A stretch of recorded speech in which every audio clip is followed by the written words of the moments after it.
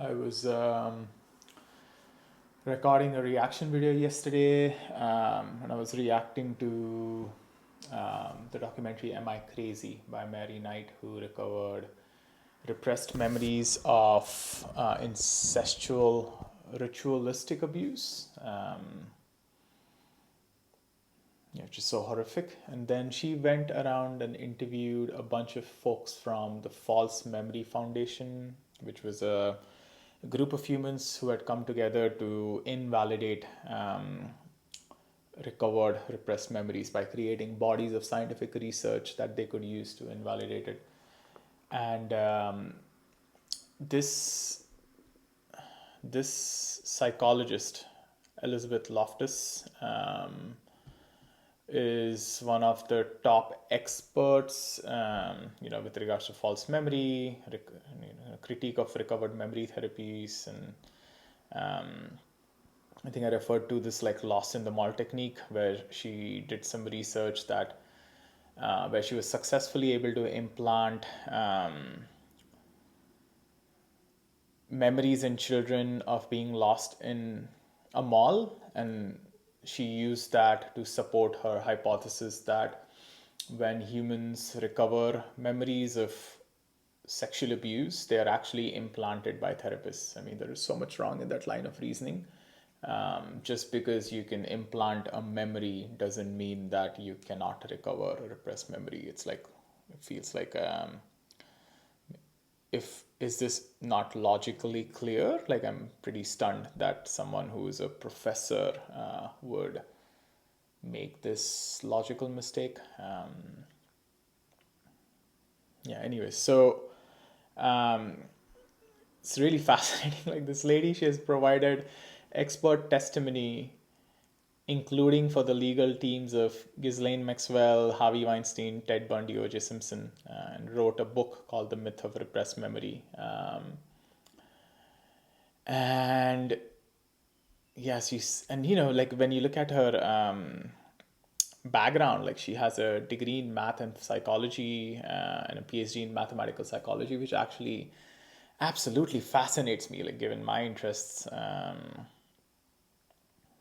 So I feel like resonant with that. And like there's one reference to her childhood trauma here, her mother having drowned when she was 14.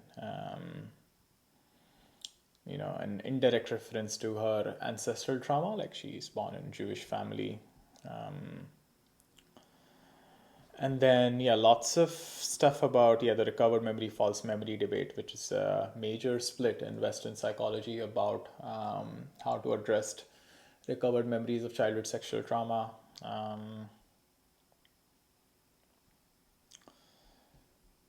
It's like the cases that she has been involved in, she's like always on the side of the defendants, which, I'll say that defendants deserve good legal support, but it's if someone is constantly on the side of the defendants and not presenting any points on the side of the accusers, then that's a bit of a red flag, no? Michael Jackson. Perhaps she has. I don't know. I see Martha Stewart's name here. I'm curious what case she was a part of there. But then, you take all of this in, and there is so much body of research that she has contributed. And then you'll get to this clip where she's being interviewed by Mary. And I'm going to play this clip now. How did the child sexual abuse affect you? This is like the first point in the documentary and also on the internet where there is any reference to her direct history of childhood sexual abuse.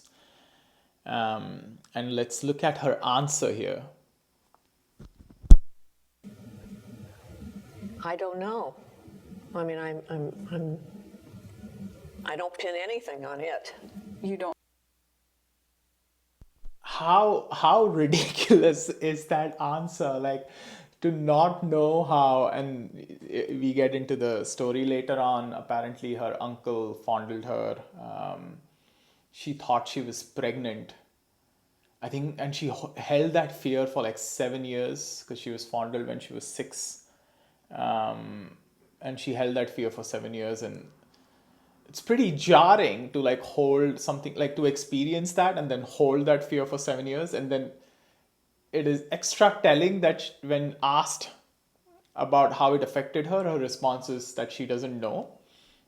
Don't know if in any way it affected you. I don't, nope. At age 6, she was fondled. I read you told you were afraid you were pregnant. That's just because I didn't know. I was like naive and, Oh, did you not know how sex? no, I didn't know. Oh, so, So I just thought maybe, he left some sperm somewhere and, or whatever, and maybe then when you turn 13, that's when it kicks in and makes... Look at that. Like, it's, I mean, I feel so much care for her, and also my exclamation of ridiculousness is about this general theme in society where people just don't reveal what they've gone through their childhood and come up with all of these theories that directly affect concerned trauma, concerned healings. But like, tell us what the fuck you went through so that we can assess the where your shadows lie, where your blind spots lie. Like that's what I feel the desire to scream out loud. And I'm gonna give like isn't that ridiculous? Like she was sexually abused at the age of 6, and she thought she would be pregnant once she turns 13, and she held on to that fear for so long. Then her mom died at the age of 14. Like, clearly all of this had an impact on her, like without a doubt. And she's like done all of this research, and so much research, and she's like testifying in all of these cases. And it just just like high time we start requiring this of experts. Like, tell us what you went through. And this, she's not, I'm not to just pick on her specifically. Like, this is a broader theme in society where all of these like philosophers and experts go through shit, then they project it. They don't address it, but just project all of that wounding out onto the universe, onto society, come up with theories to explain what they see. But really, they're projecting their unaddressed shit outside.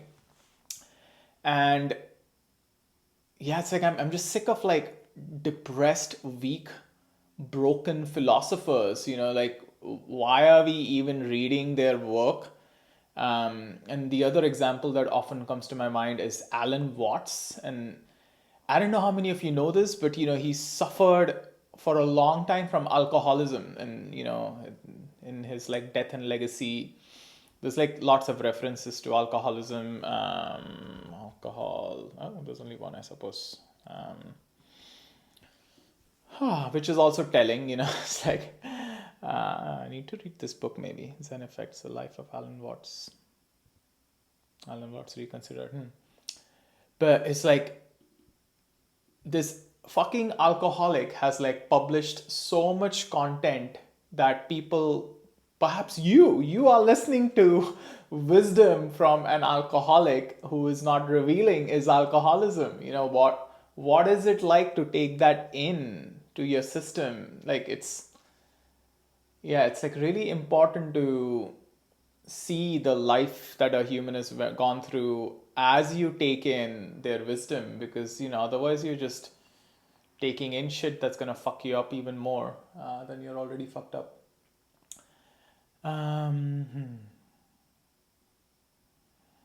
That's it for today. Thank you for tuning in.